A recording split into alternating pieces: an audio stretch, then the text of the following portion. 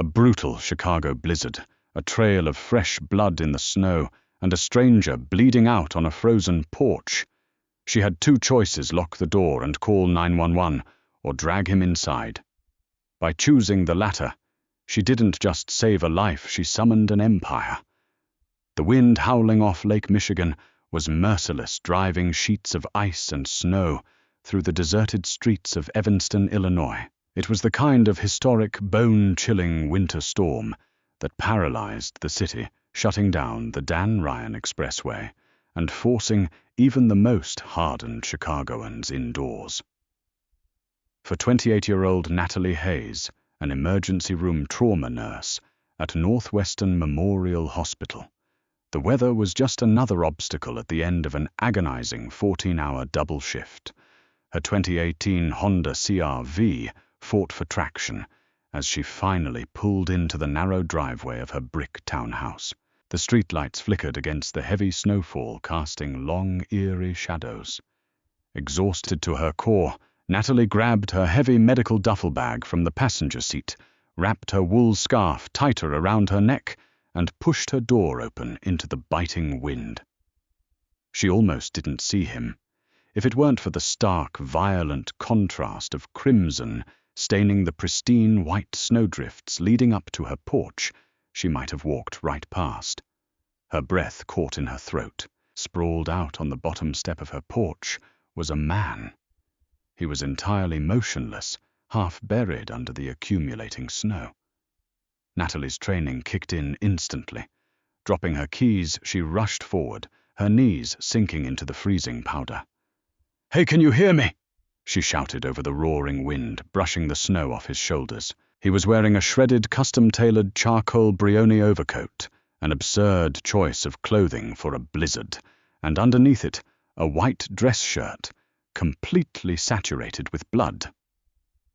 As Natalie pressed two fingers against his carotid artery, his hand suddenly shot out, gripping her wrist with terrifying, bone-crushing strength. His eyes cracked open, piercing icy gray irises that seemed to cut right through the darkness. His face was bruised, aristocratic, and pale with severe blood loss and hypothermia. "Hospital," he rasped his voice, a low, gravelly vibration that barely carried over the storm. "Yes, I'm calling an ambulance right now," Natalie said, reaching into her coat pocket with her free hand. "No." His grip tightened until she winced. With extreme effort, he shifted his weight, and the heavy metallic glint of a custom-engraved Kimber Micro 9mm pistol slipped from his coat pocket, resting explicitly on his thigh. He didn't point it at her, but the message was universally clear. "No cops, no hospitals. You smell like iodine and latex." "I'm a nurse." She breathed her heart, hammering wildly against her ribs. "Good," he whispered, his eyes rolling back into his head as he finally succumbed to the darkness, his grip going slack. Natalie stared at the unconscious, heavily armed man bleeding out on her freezing steps. Protocol logic and basic survival instincts screamed at her to run inside, lock the heavy oak door, and dial 911. Whoever this man was, the people who had done this to him, could be minutes away, following the very blood trail that led to her home. But as she looked at the pooling blood, freezing on the concrete, the nurse in her, the woman who had sworn an oath to preserve life, couldn't let him die in the cold. With a surge of adrenaline, Natalie grabbed him by the lapels of his heavy, ruined coat. He was easily over 200 pounds of dense, solid, muscle-dead weight against the icy stairs. Gritting her teeth, her boots slipping on the frozen concrete, she dragged him up the steps. Every inch was a brutal battle against gravity and the storm. She managed to kick her front door open, hauling him over the threshold and into the warm, dimly lit foyer of her home. She slammed the door shut, throwing the deadbolt shivering as the sudden warmth of the central heating hit her freezing face. Wasting no time, she dragged him onto the living room rug, ignoring the blood soaking into the fibers. She tore open her trauma bag. Her hands moved with practiced mechanical precision. She used heavy trauma shears to cut away the ruined $4,000 Tom Ford shirt, exposing a torso heavily scarred from older violent encounters. But what made her pause was the ink. Spanning his entire left pectoral and wrapping around his shoulder was a massive, intricately detailed tattoo of a crowned wolf biting a serpent, the unmistakable whispered symbol of the Costello Syndicate, the ruthless crime family that controlled the underground ports of the Great Lakes. Natalie swallowed hard. She had just dragged the devil into her living room. He had a through-and-through gunshot wound on his left flank. It had missed the major organs but nicked an artery, and he was bleeding heavily.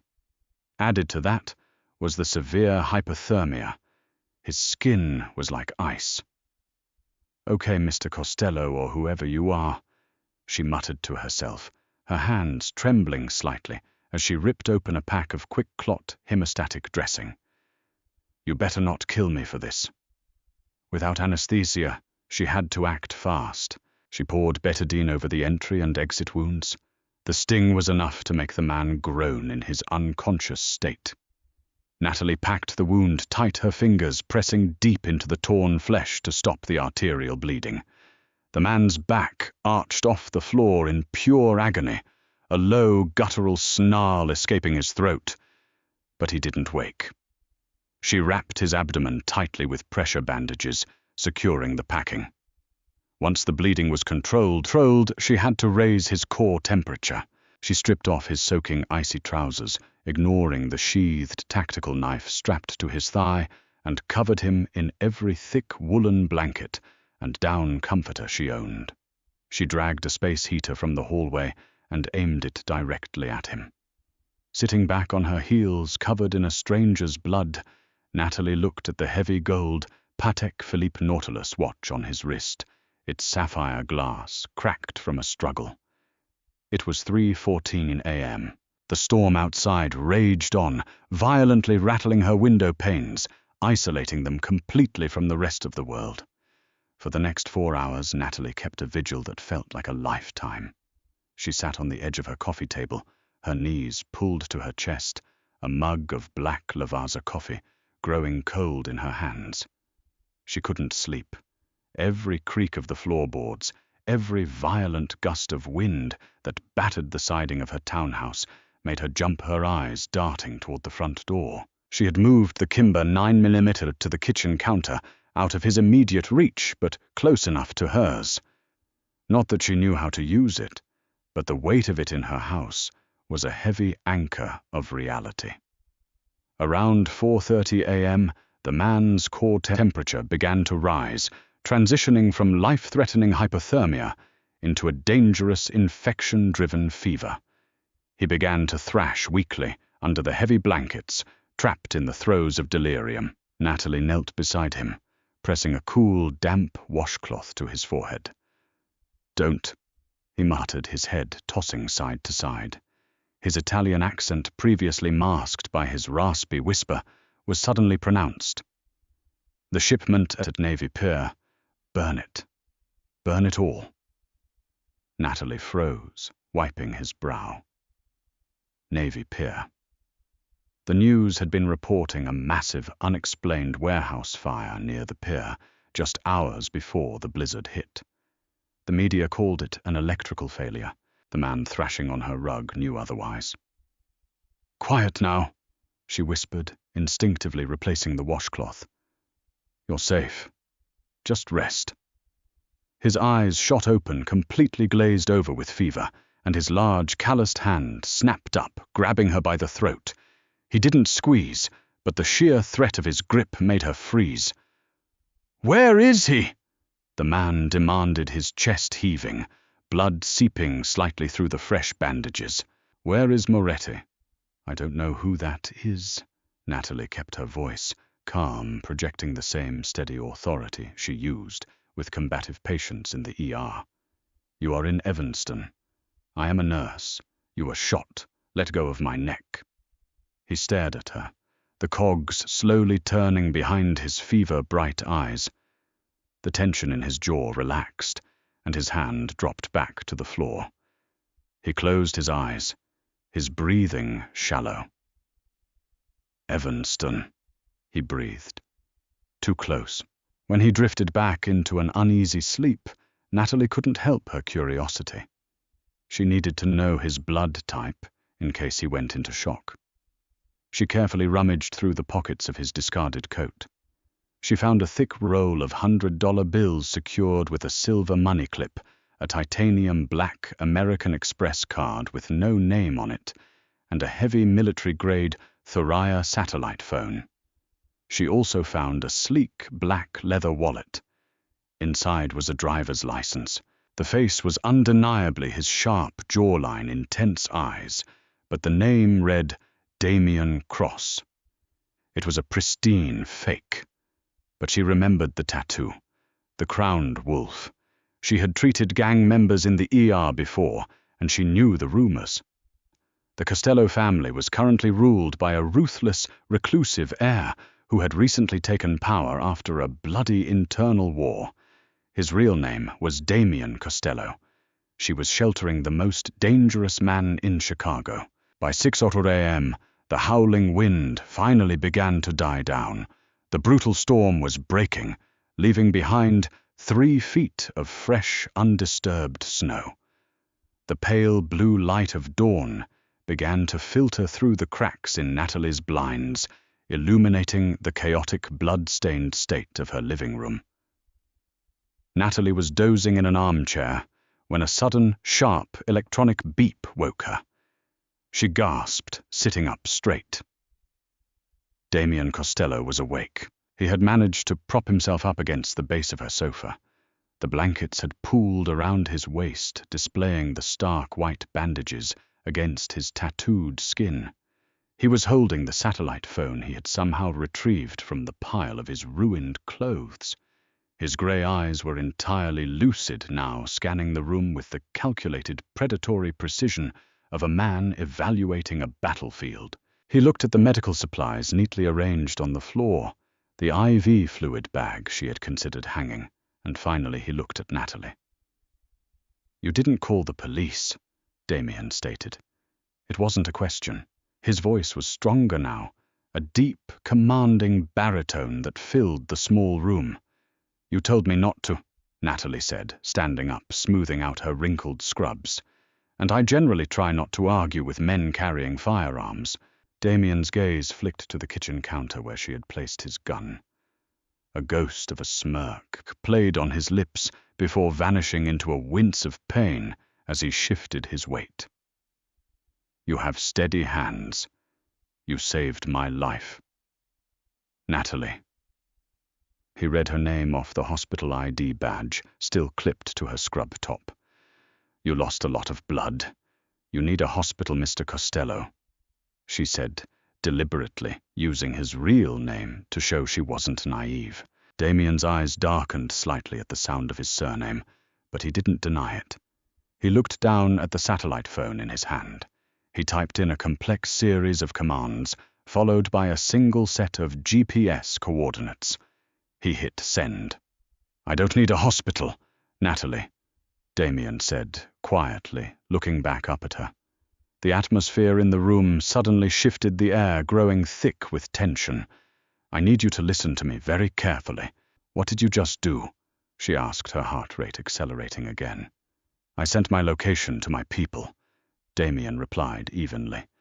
"Last night there was a coup. Men I trusted tried to remove me from the board. They failed, obviously, but they will be looking for me." "You brought a mob war to my house." Natalie stepped back, anger momentarily overriding her fear.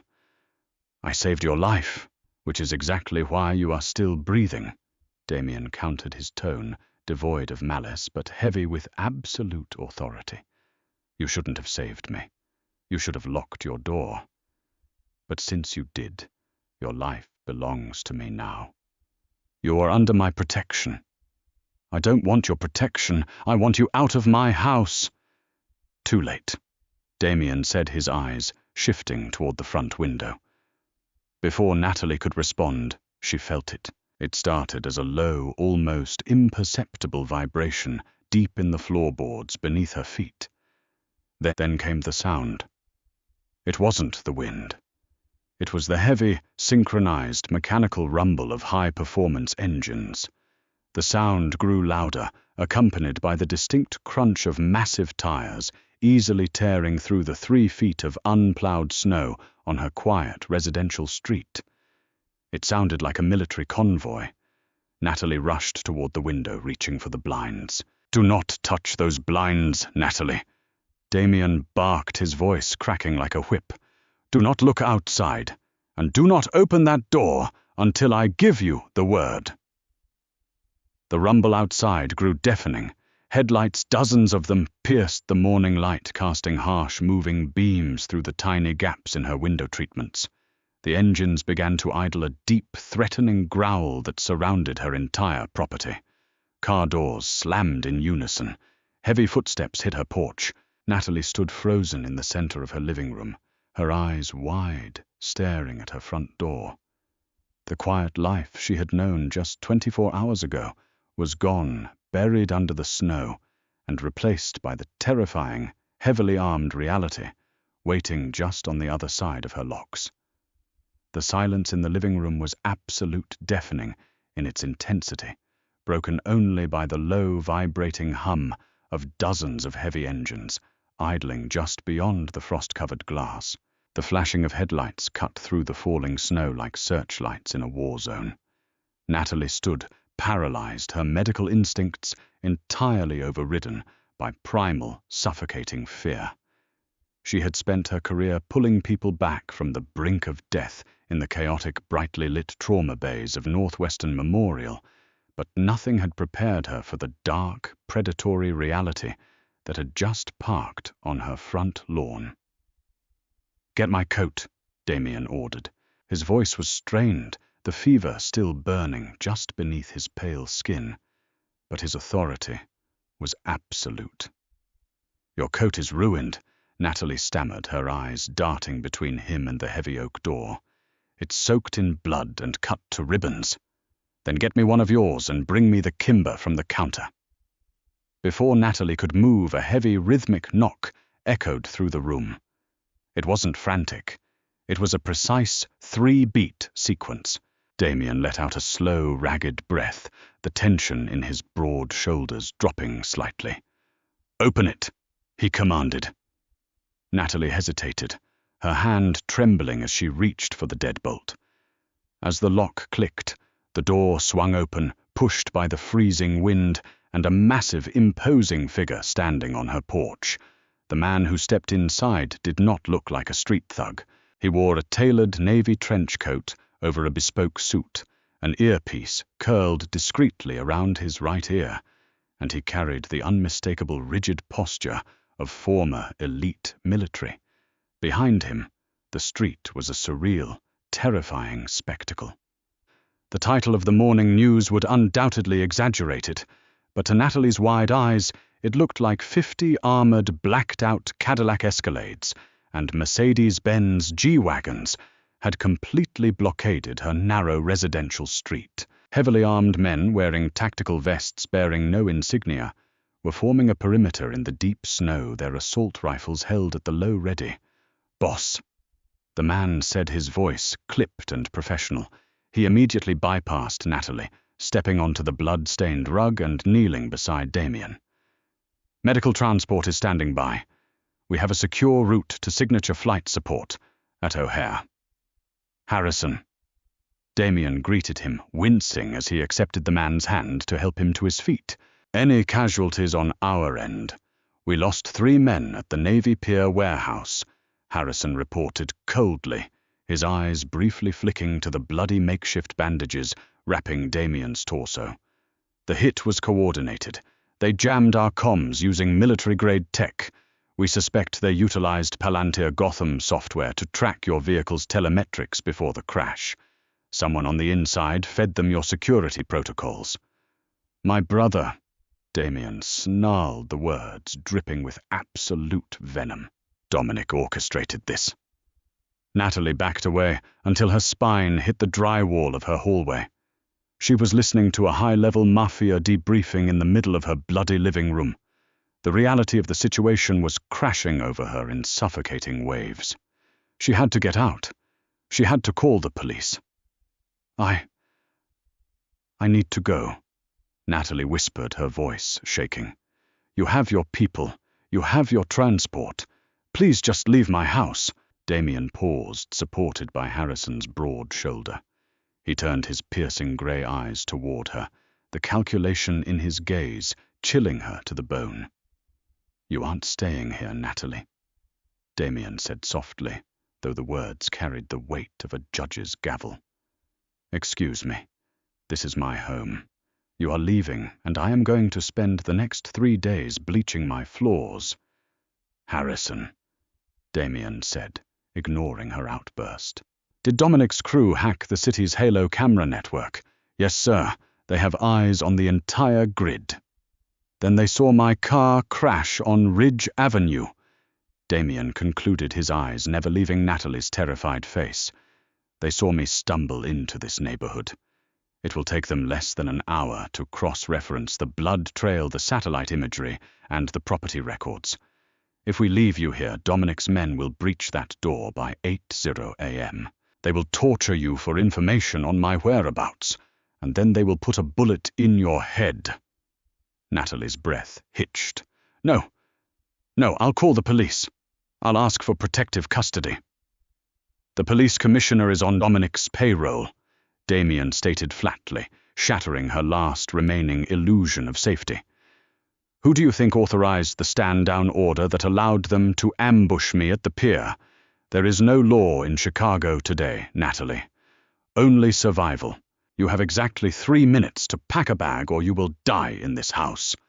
Panic, raw and unfiltered, seized her chest. She looked at Harrison, whose stoic, unreadable expression confirmed every terrifying word Damien had just spoken. She didn't have a choice. She had crossed an invisible line the moment she dragged a bleeding mob boss over her threshold. Without another word, Natalie sprinted up the narrow stairs to her bedroom. Her hands shook violently as she grabbed a canvas duffel bag, shoving jeans, thick sweaters, underwear, and a heavy winter parka inside. She grabbed her passport from her nightstand drawer, her mind completely detached from her body. She felt like a passenger in a nightmare. When she rushed back down the stairs, bag in hand, Harrison and Damien were already moving toward the door. 2 other men in tactical gear had entered swiftly and methodically, sweeping the room, picking up every piece of bloody gauze, the cut clothing, and wiping down the surfaces with chemical solvents. They were erasing him from the scene. "Let's move!" Harrison barked into his radio. Natalie stepped out onto her porch, the biting winter wind immediately whipping her hair across her face. The sheer scale of the operation took her breath away. The entire neighborhood was locked down by heavily armed sentries. A massive armored black SUV pulled directly up to her snowy walkway. The rear door was thrown open. Harrison practically shoved Damien inside before turning to Natalie. "Get in, Ms. Hayes," he ordered. Natalie climbed into the luxurious leather-scented interior, her duffel bag clutched tightly to her chest. As the heavy ballistic glass door slammed shut behind her, sealing her inside the soundproof cabin, she looked out the tinted window. Her small, quiet townhouse disappeared into the swirling snow as the massive convoy of vehicles simultaneously accelerated, moving like a giant mechanical serpent through the buried streets of Chicago. She had sheltered a freezing stranger. Now she was a prisoner of the underworld. The interior of the Bombardier Global 7500 private jet was completely silent, a stark contrast to the roaring blizzard they had just ascended through. Flying at 45,000 feet, the cabin was a masterpiece of modern luxury, cream-colored leather seating, mahogany trim, and ambient lighting that cast a soft golden glow over the tension-filled space. But for Natalie, it felt like a pressurized prison cell. She sat on a plush sofa in the aft cabin, her knees bouncing nervously, watching as a private concierge doctor, A man introduced only as Dr. Sterling finished securing a fresh IV line into Damien's arm. They had transitioned from the armored SUVs directly onto the tarmac at O'Hare, bypassing all TSA and security checkpoints under the banner of a private corporate charter. Damien rested on a converted medical bed, his color slightly better now that he was receiving proper fluids and pharmaceutical-grade painkillers. He dismissed the doctor with a slight wave of his hand. "Give us the room," Damien ordered softly. The doctor nodded silently, retreating to the forward cabin and sliding the heavy wooden partition shut. They were alone. Natalie stared at her hands, which were finally clean, though she could still feel the phantom stickiness of his blood on her skin. "Where are we going?" she asked, her voice quiet but steady. She was a trauma nurse. She was trained to compartmentalize panic. "A private estate in Jackson Hole, Wyoming," Damien replied, shifting slightly, his eyes studying her with intense curiosity. "It's a fortress. It operates entirely off the grid. Dominic doesn't know about it, and his federal contacts cannot access the airspace without triggering a massive alarm." "And what happens to me when we get there?" Natalie looked up, meeting his cold grey eyes. "Am I a hostage?" "You are a guest," Damien corrected, his tone completely serious. "A guest whose life I owe a debt to. In my world, blood debts are absolute. You saved my life when you had every reason to let me freeze. I protect what is mine, Natalie, and right now, your safety is my responsibility." "I am not yours." She fired back, a spark of defiance igniting in her chest. "I had a life 12 hours ago, a job, a home that is currently being raided by heavily armed assassins," Damien countered smoothly. He reached over to a small table beside the bed, picking up a sleek tablet. He tapped the screen a few times and slid it across the plush table toward her. "Look for yourself." Hesitantly, Natalie picked up the tablet. It was a live feed from a discreet security camera hidden in the eaves of her neighbor's house, pointing directly at her front door. Her breath caught. 3 unmarked black vans were parked on her lawn. Heavily armed men in tactical gear carrying battering rams were kicking her front door off its hinges. They poured into her home like a swarm of violent hornets. If she had stayed, if she had stubbornly demanded Damien leave without her, she would be dead. "They aren't police," Damien said, quietly, watching the horror register on her face. "They are mercenaries, hired by Constellis, paid for by my brother through offshore shell companies. The police are ignoring the 911 calls from your neighbors." Natalie dropped the tablet onto the cushion next to her. The last tie to her normal life had just been violently severed. "Why?" she whispered, staring blankly at the mahogany wall. "Why is your own brother trying to slaughter you?" "Because power is a sickness," Damien said, his voice dropping into a dark, dangerous octave. "Our father built the Costello Empire by controlling the shipping ports. When he died, he left the syndicate to me because he knew Dominic was a rabid dog. Dominic wants to pivot the family away from racketeering and into human trafficking and synthetic narcotics. I refused, so he bought off my lieutenants, hired a private army, and tried to bury me in the snow." Damien leaned forward slightly, ignoring the grimace of pain that flashed across his face. "But he failed, and now I am going to tear his entire world apart. I am going to burn his empire to the ground, and I will not stop until I am the only Costello left breathing." The sheer, unapologetic violence in his promise sent a shiver down Natalie's spine. She was trapped in the crossfire of a mafia civil war. "And I'm just supposed to wait in a fortress in Wyoming while you start a war?" she asked. "You are going to wait there because it is the only place on Earth where you are safe," Damien said. and because you are more important than you realize." Natalie frowned in confusion. "What are you talking about?" Damien reached into the pocket of the fresh trousers his men had provided him. He pulled out the heavy, custom-engraved Kimber 9mm pistol she had taken from him earlier. With a deft flick of his thumb, he popped the magazine out. Then, using his thumbnail, he pried off a small false plate at the base of the magazine. A tiny black micro SD card fell into his palm. "Dominic thinks he destroyed the shipping ledgers at the Navy Pier fire," Damien explained, holding the tiny piece of plastic up to the cabin light. "He thinks he erased the evidence tying him to the dirty politicians and the cartel suppliers. He doesn't know I downloaded the master files before the warehouse went up." He looked at Natalie, a small, dangerous smile playing on his lips. "When you dragged me into your house, you didn't just save my life, Natalie. You saved the one piece of evidence that can destroy half the political infrastructure of Chicago. You are the sole reason I still hold the winning hand." Natalie stared at the microchip, the weight of the situation finally crashing down on her with full force. She wasn't just a bystander anymore. She was holding the key to a criminal empire. The plane banked sharply, beginning its descent toward the jagged, snow-capped peaks of Wyoming. The old Natalie Hayes, the tired, overworked ER nurse from Evanston, had died in the blizzard. Now she was stepping into the gilded cage of a mafia king, and the war was just beginning. Did Natalie make the right choice, or did she just sign her own death warrant?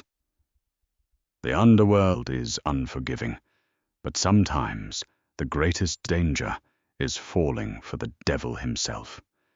If you want to see how Natalie navigates her new, perilous life in the Costello Empire, hit that like button, share this video with your fellow drama lovers, and subscribe for the thrilling continuation.